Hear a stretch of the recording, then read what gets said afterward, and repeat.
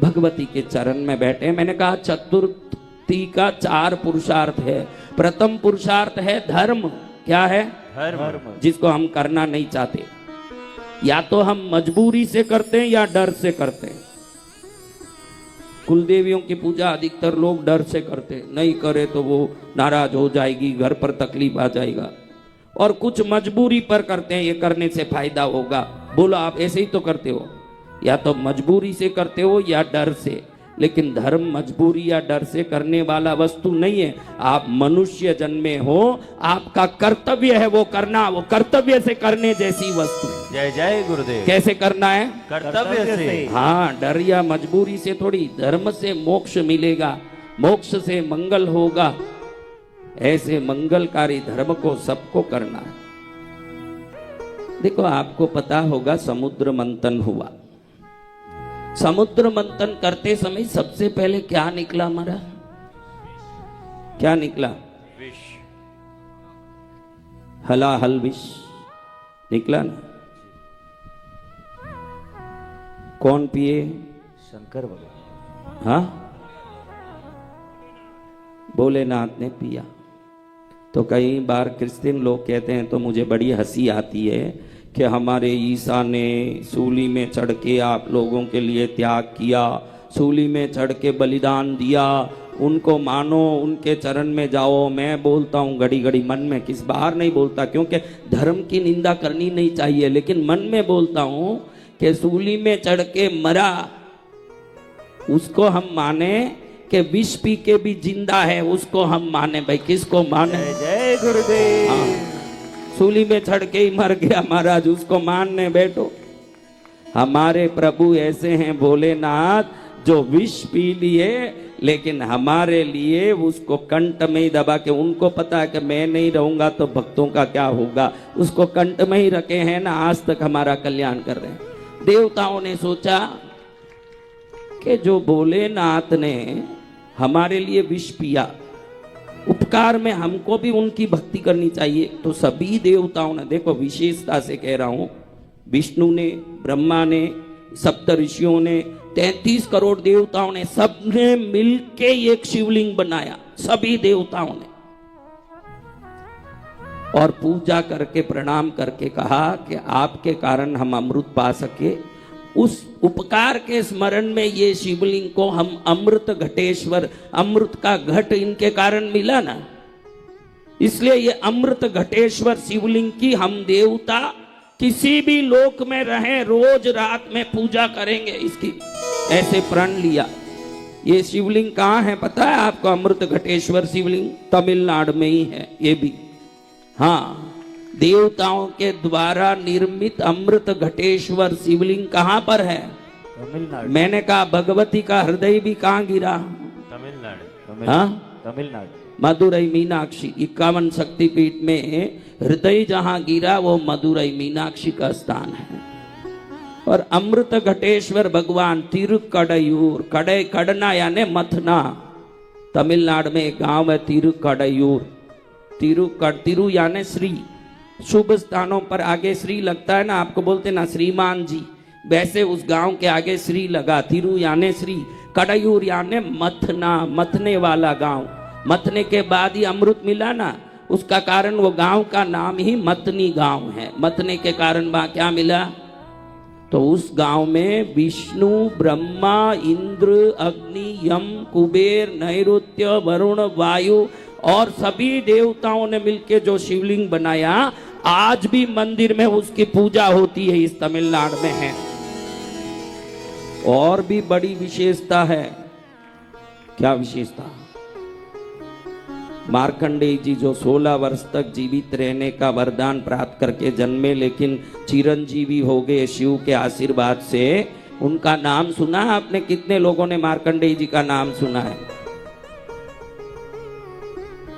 मार्कंडेय जी का जन्म भी तमिलनाडु में ही हुआ है। और ये मार्कंडेय इसी तिरुकड़यूर में जन्म लिए जो अमृत घटेश्वर का मंदिर है। कभी अमृत घटेश्वर मंदिर में जाओ तो वहां एक काल संहार मूर्ति है। काल संहार यानी यम को लात मारने वाला रूप। वो रूप इसीलिए वहां है, जब मार्कंडेय जी ने शिवलिंग को गले लगा के रोया कि मुझे यम लेने आया, तो यम को लात मार के कालों के काल महाकाल जो शंकर बने, उस स्वरूप का वहां मूर्ति है। आज भी 60 वर्ष जिनकी शादी हो गई, शादी होके 60 वर्ष हो गए, वो सब बाद में जाके प्रणाम करते हैं कि इतना लंबा आयु आपकी कृपा से हमको भी मार्कंडेय जैसे जीवन मिल रहा है, आपको प्रणाम। जय जय गुरुदेव। इस स्थान का नाम क्या है? अमृतघटेश्वर। बोलो, तिरु कड़यूर। कड़यूर। कभी गूगल में सर्च करना इनका इतिहास, आपको बड़ा आनंद आएगा। लेकिन आज मैं दूसरी बात बता रहा हूं, क्योंकि देवियों के दिन है, हमको माँ की शक्ति का समझ तो आना चाहिए ना कि मेरी माँ कौन है। आपके घर में 2 व्यक्ति आ रहे हैं। एक व्यक्ति आया अजनबी, उसके बारे में पता नहीं। एक व्यक्ति आ रहा है, उसके बारे में पता है कि एक बहुत बड़ा पैसा वाला, दुनिया में नाम वाला है। आप किसका सम्मान करोगे? जो दूसरा अजनबी आया वो इससे ज्यादा पैसा वाला हो तो, लेकिन उसके बारे में पता नहीं ना, तो कैसे करेंगे? तो कितनी भी बड़ी शक्ति हो, उस पद्मावती का ज्ञान आने के बाद ही आप असली भक्ति कर पाओगे। वो ज्ञान आना जरूरी है। क्या जरूरी है? ज्ञान।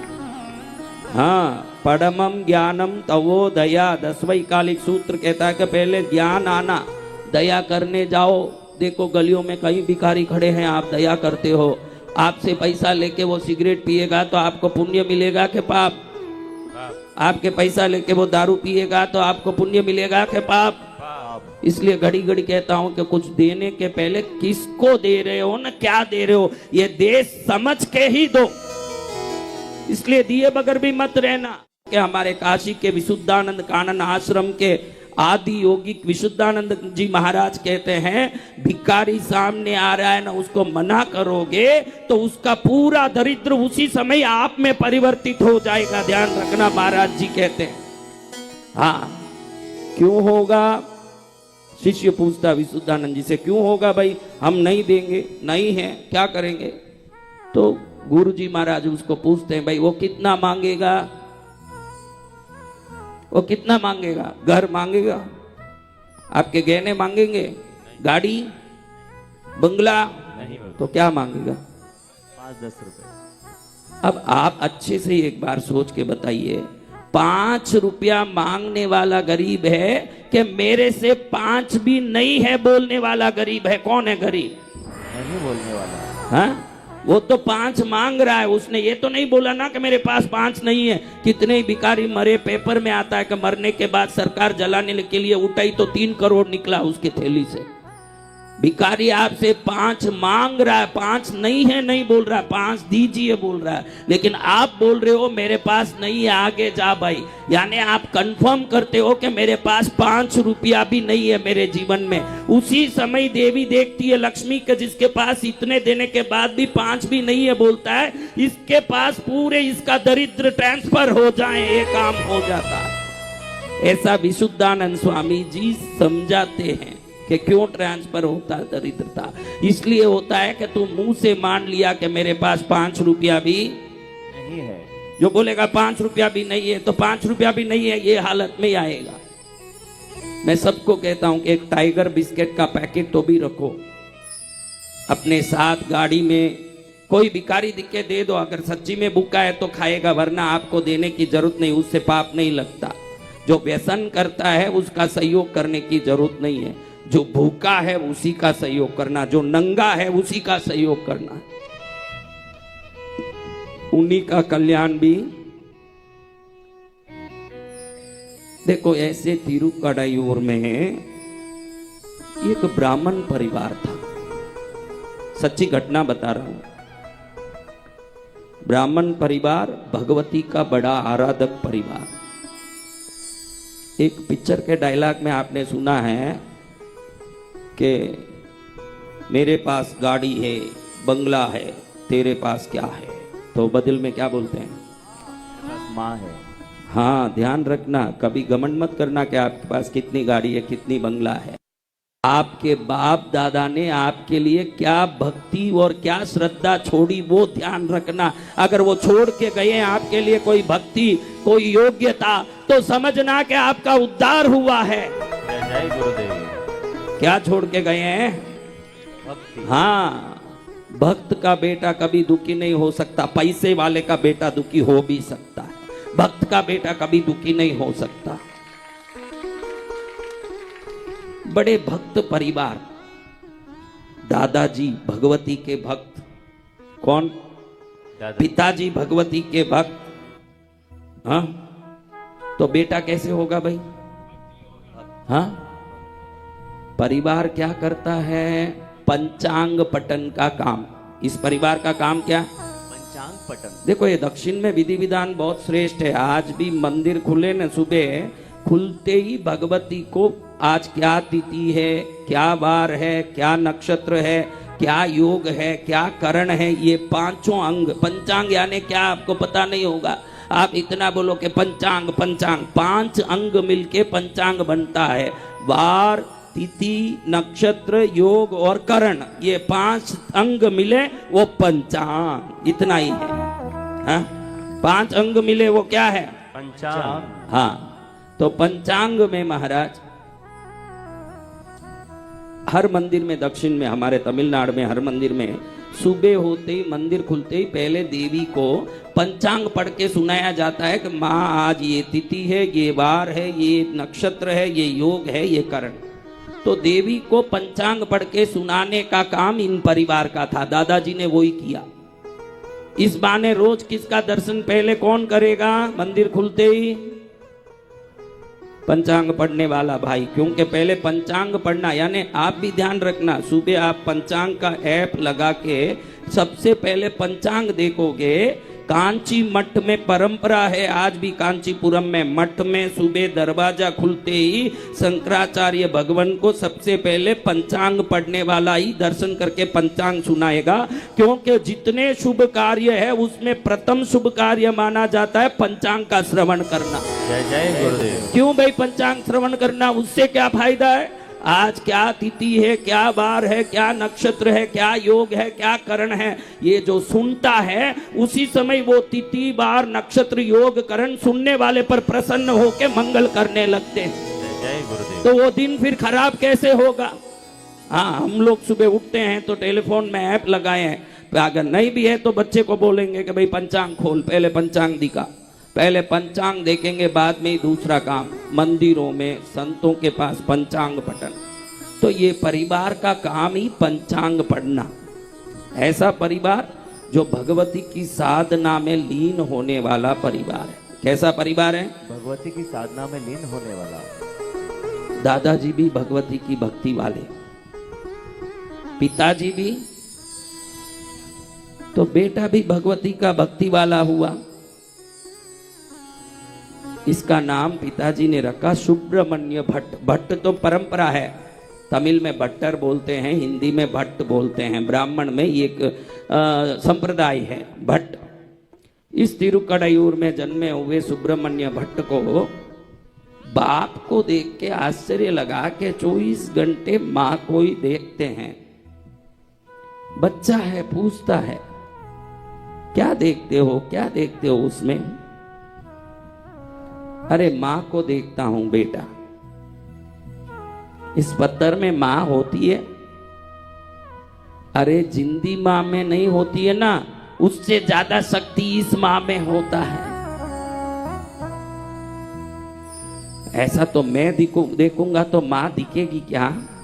बच्चा पूछता है। बाप कहता क्यों नहीं दिखेगी? ये वो है जो इस दुनिया में जिसने भी श्रद्धा से देखा उस हर एक को दर्शन दिया है, वो है। कि पंचांग पठन करने वाले परिवार में बच्चा माँ को ही रोज देखता है। पिताजी ने बोला है कि श्रद्धा से देखेगा तो माँ बोलेगी। क्या बोल रखा है? श्रद्धा से। बच्चा घूर घूर के देखता है और कहता है माँ। फिर थोड़े दिन देखता है कोई हलचल नहीं है। सच्ची घटना बता रहा हूं, ये तिरुकड़ायूर मंदिर में ही, उसी मंदिर में हुआ घटना।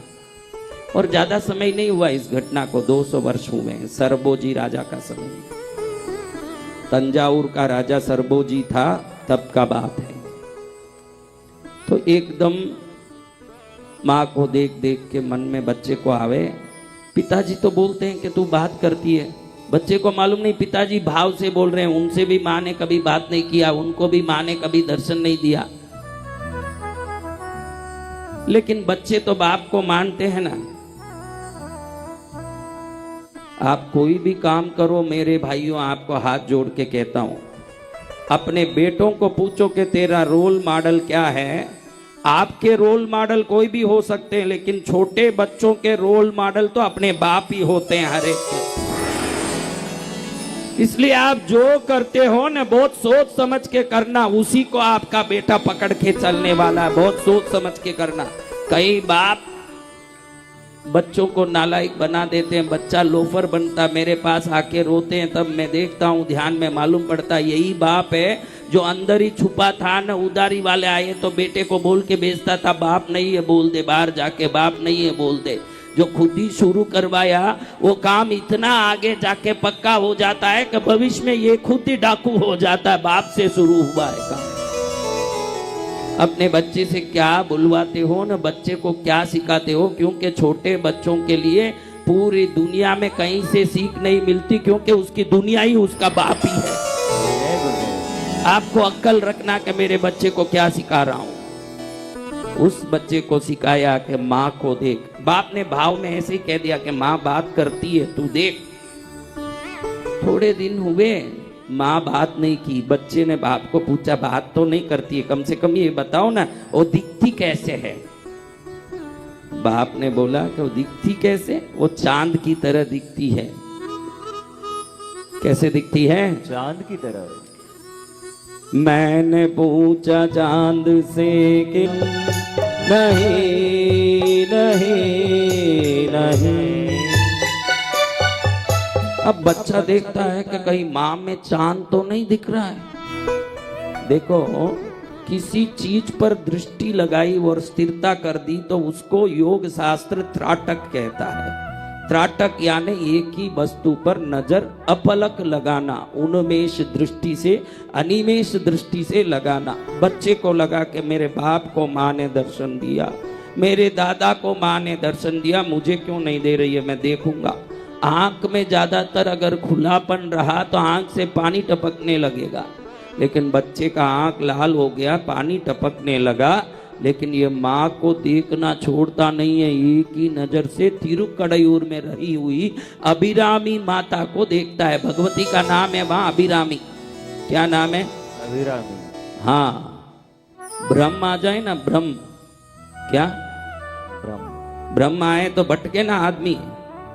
ब्रह्म के विरुद्ध अगर जीवन में मार्गदर्शन श्रेष्ठ मिलना हो तो उस नाम है अभ्रम। क्या है?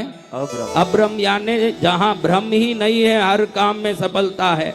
भक्तों को सदा हर काम में सफलता और सच्चा मार्गदर्शन देने से भगवती का नाम अभिरामी हो गया। उसके पास जाने वाले को कभी भ्रम नहीं सताएगा।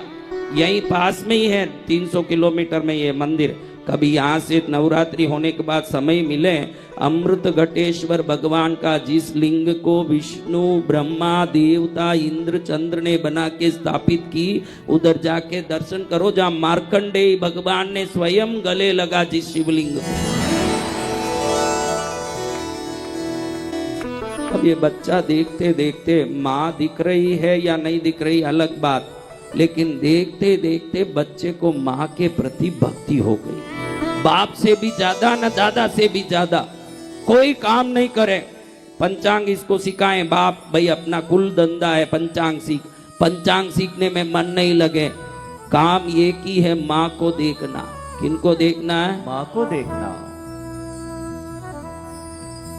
माँ को देखते देखते बड़ा हो गया। इतने में बाप ने इसको भगवती की मंत्र की दीक्षा भी दे दी। भगवती मंत्रों में बाला मंत्र त्रयक्षरी है। भगवती मंत्रों में पंचदशी मंत्र 15 अक्षर का है, षोडशी मंत्र 16 अक्षर का है, फिर महाषोडशी पराषोडशी मंत्र है। इन मंत्रों की साधना सीख के बच्चा मंत्र में ही लीन होने लगा। एक ही दिमाग में लगता है कि दूसरा करूंगा क्या, अगर कुछ भी करूंगा और सब छोड़ के जाना है, किए कराए को छोड़ के जाने वाला मूर्ख उसके पीछे लग के समय क्यों घुमाता है। जो चीज सदा रहने वाली है उसी को मैं पकड़ूंगा, मेरे चरण को मंदिर की तरफ ले जाऊंगा और मेरे हाथों को चरण में लगा के रखूंगा, मेरा काम यही है। बालक का नाम मैंने बताया, क्या नाम, क्या नाम बताया?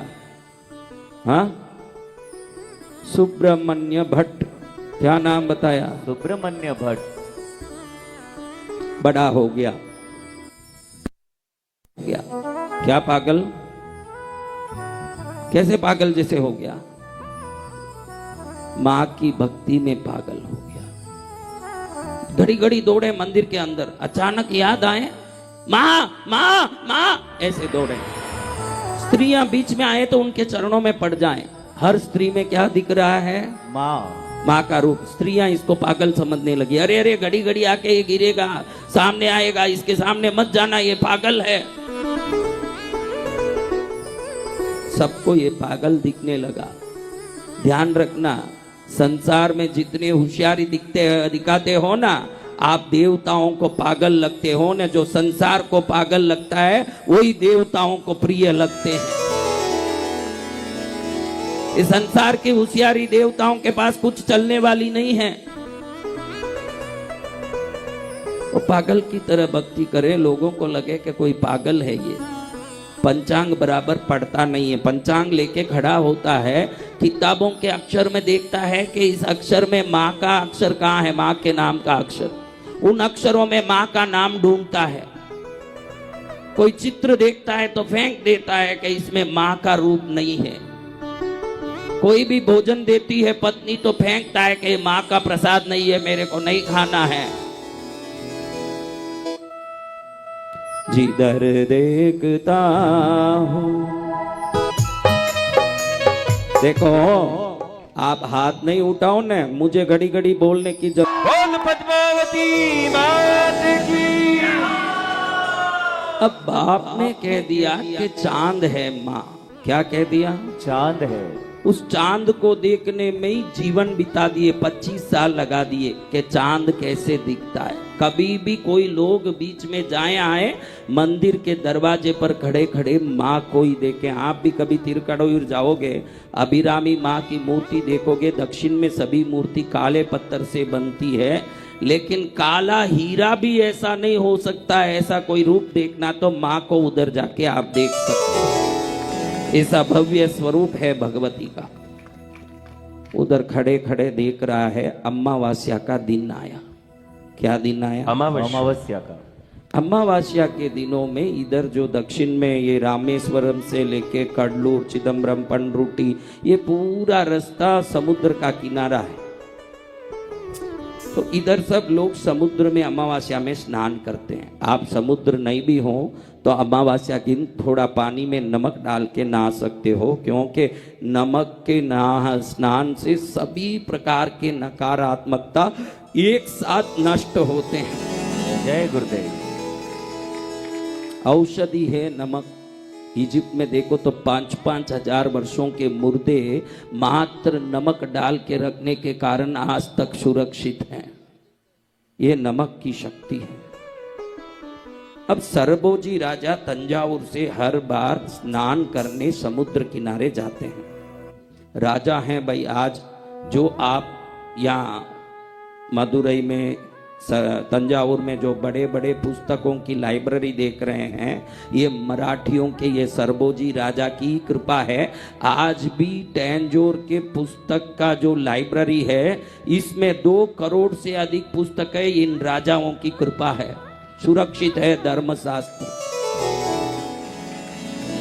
राजा को मन में लगा कि मैं नहा तो लिया, कहीं मंदिर जाऊं।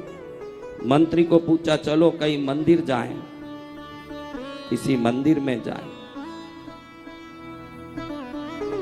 उस समय मंत्री ने कहा पास में ही तिरुकड़यूर है, चलिए दर्शन कर लेते हैं। माँ का मंदिर, चलो दर्शन करते हैं। राजा मंदिर में आ रहे हैं। अब समाचार दे दिया गया मंदिर में, पुरोहित को, पंडित को, सभी लोगों को मंदिर में समाचार दे दिया गया कि राजा जी मंदिर आ रहे हैं। तुरंत पूरा तंत्र एकदम व्यवस्थित तैनात हो गया। अब ये उधर जो मंदिर में माँ को देख के खड़े, ये कहां हटने वाले हैं? कौन? हाँ, सब कह रहे हैं अरे राजा आ रहे हैं, हट, अभी आ रहे हैं अंदर दर्शन करने। ये पागल की तरह माँ को देख के खड़े हैं। पिता का 25 साल पहले कहा हुआ वो शब्द कान में गूंज रहा है, माँ चांद है। उस चांद को देखने में ही लगे हैं कि कैसी चांद है। हाँ है तो चांद, उसी को देखने में लगे हैं। इतने में राजा हाथी से उतर गए, समुद्र स्नान करके मंदिर भी पहुंच गए। साथ में पदाधिकारी, घोड़े, रथ, पैदल चलने वाले बड़ा टोला आया हुआ। सिर्फ 200 वर्ष पहले कहानी है भाई, बहुत पुरानी नहीं है। राजा यानी हजारों साल पहले की नहीं, अभी की बात है। उन राजा की पुस्तकें आज भी हैं लाइब्रेरी में। तंजावुर का लाइब्रेरी बहुत बड़ा है। सरबोजी राजा अंदर आ रहे हैं, बड़े न्याय प्रिय राजा थे। जैसे ही अंदर घुसा, देखते हैं कि माँ का दर्शन नहीं कर सके, ऐसे बीच में कोई खड़ा है। सिपाही उनको पकड़ के खींचने की कोशिश कर रहे हैं, लेकिन माँ के लगन में लगे हुए सुब्रमण्य भट्ट में 1000 हाथी की शक्ति आई हुई है। कोई भी खींचे, किसी की ताकत नहीं के खींच सके। पास वाले डर गए कि अभी राजा डांटेंगे, इसलिए राजा को इशारा कर दिया, ये एक पागल है। पागल क्या काम करता है ये मंदिर में? क्या काम है इसका? यहाँ क्यों खड़ा है? ये पढ़ता तो मंदिर में सुबह पंचांग है माँ के सामने, लेकिन यहाँ पागलपना करता है, औरतों के चरणों में गिर जाता है, इधर उधर भागता है। बड़ा पागल आदमी है, इसको क्षमा कर दीजिए। पंचांग पढ़ता है। राजा ने सोचा पंचांग पढ़ता है तो इससे पूछूं कि ये क्या करता है। राजा ने सरलता से उसको जाके पूछा कि आज क्या तिथि है, क्योंकि पंचांग पढ़े तो सबसे पहले क्या है? पहले तिथि, फिर वार, फिर नक्षत्र, फिर योग और कर्ण। तो राजा ने पूछा आज क्या तिथि है, क्योंकि पैसा पगार तो राजा से ही आ रहा है मंदिर को। तो राजा ने पूछा आज क्या तिथि है? वो तो उधर देख रहे हैं। क्या देख रहे हैं? माँ को। क्या देख रहे हैं? चांद, माँ को। और राजा आज ही नहा के आए हैं, किस तिथि में? हाँ, अमावस्या। और ये देख रहे हैं चांद। तो इन्होंने अपने मन को उधर ही लगा रखा, जवाब नहीं आया। राजा ने फिर जोर से पूछा, पूछ रहा हूं ना आज क्या तिथि है? मन जब आपका भक्ति में लग जाएगा, संसार आपको तो तिल से भी छोटा दिखेगा। मन उधर ही लगा है। अब इस बार राजा को गुस्सा आ गया, बता क्या तिथि है? इस बार प्रज्ञा जगी, बोले तिथि पूर्णिमा है। क्या बोल दिया? पूर्णिमा है। क्योंकि दिख रहा क्या है? तो चांद कब दिखेगा महाराज? पूर्णिमा। अमावस्या में दिखेगा नहीं। तो उन्होंने अपने चांद को देखते हुए अपने इष्ट को, अपनी भगवती को, अपनी माता को, अपने सर्वस्व को देखते हुए कह दिया पूर्णिमा है। तुरंत राजा को आया गुस्सा, पगार मेरे से ही लेता है ना, उल्टी तिथि माँ के। राजा गलत नहीं है, ध्यान रखना, आप रहे हो तो यही करोगे, क्योंकि माँ के सामने तिथि पढ़ने का काम दिया और गलत तिथि बताओगे तो माँ को गलत तिथि सुनाने का दोष लग रहा है। ये राजा को गुस्सा आया। राजा ने कहा कि इसको ले जाओ।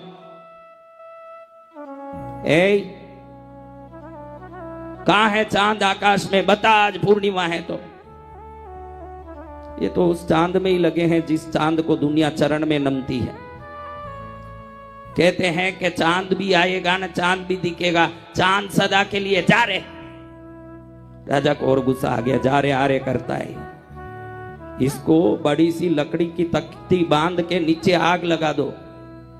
धीरे धीरे आग ऊपर चढ़े तो तख्ती भी जल जाए ना, ये उसमें पड़ के जल जाए। अगर चांद आ गया आज तो इसको छोड़ना, वरना उसी में पड़ के ये मरना, ये मेरा आदेश है। राजा को मन में लगा ये मेरे सामने उद्दंडता कर रहा है, कल अगर इसको छोड़ दूंगा हर आदमी उद्दंड हो जाएगा, फिर राजकाज कैसे चलेगा? इसको दंड देना मेरे राज परिपालन के लिए जरूरी है। ऊपर से बड़े बड़े सांकल लगा के बीच में लकड़ी की तख्ती लगा के सुब्रमण्य भट्ट जी को उसमें खड़ाया गया। बेटा हंसने जैसी बात ही नहीं है, रोने जैसी बात ही है। इधर हंसने जो प्रयोजन हो रहा है उसको देखो। हाँ, हंसने जैसा कोई आया नहीं। हंसते तो हम भागवत आई तब हंस रहे थे। कौन आई? भागवत। आज भागवत रानी कैसे आई देखो। हाँ, अब तख्ती के नीचे आग लगा दिया। आग लगाने के बाद जब आग छड़ने लगा तब उस आग की गर्मी में सुब्रमण्य भट्ट का मूलाधार चक्र जागृत हुआ। मूलाधार यानी पृथ्वी तत्व। पृथ्वी तत्व जगेगा तो आप लौकिकता में रहोगे, सहस्रार जगेगा तो अलौकिक हो जाओगे। चक्रों का अपना काम है। जब मूलाधार चक्र जगते ही वो लौकिकता में आए कि अरे मैंने क्या बोल दिया, आज अमावस था, मैंने माँ को देखते देखते पूनम बोल दिया। माँ को प्रार्थना करके उन्होंने 100 श्लोक गाया। अंत आदि यानी अभिरामी अंत आदि 100 श्लोक गाए। 100 श्लोक ऐसे हैं जिस वर्ड से खत्म हुआ उसी वर्ड से अगला श्लोक शुरू हो। अंत का वर्ड ही आदि में आए इसलिए उसका नाम अंतादि है। अंतादि, अभिरामी अंतादि। पूरे ब्रह्मांड में मैं करीब 30,000 मंत्र श्लोक जानता हूं कंठस्थ।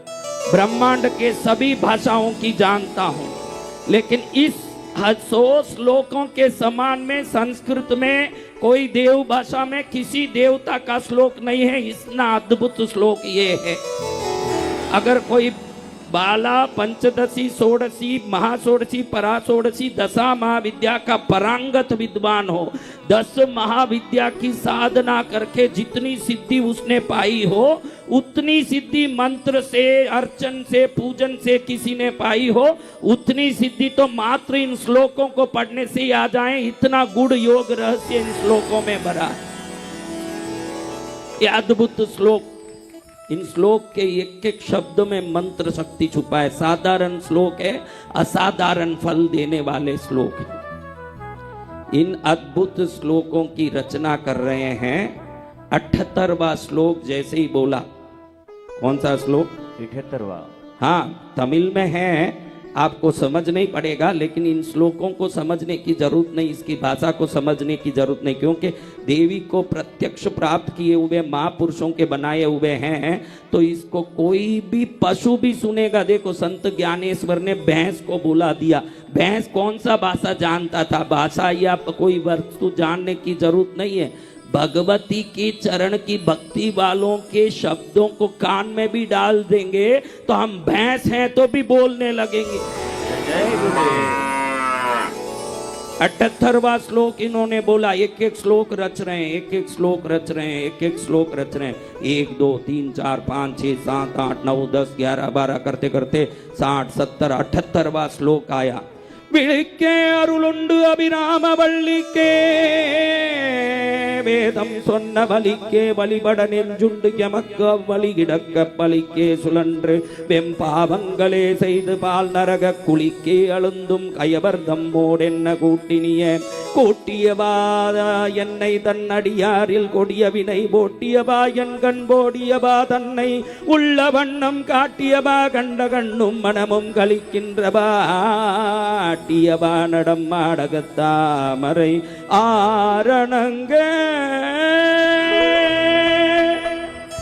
अब राजा उस तख्ती के सामने खड़ा है, देख रहा है कि इसने चांद बोला। अमावास को कैसे चांद लाता है। मंत्री खड़े हैं, सब खड़े हैं। इधर आग धीरे धीरे जल के तख्ती के ऊपर आ रहा है।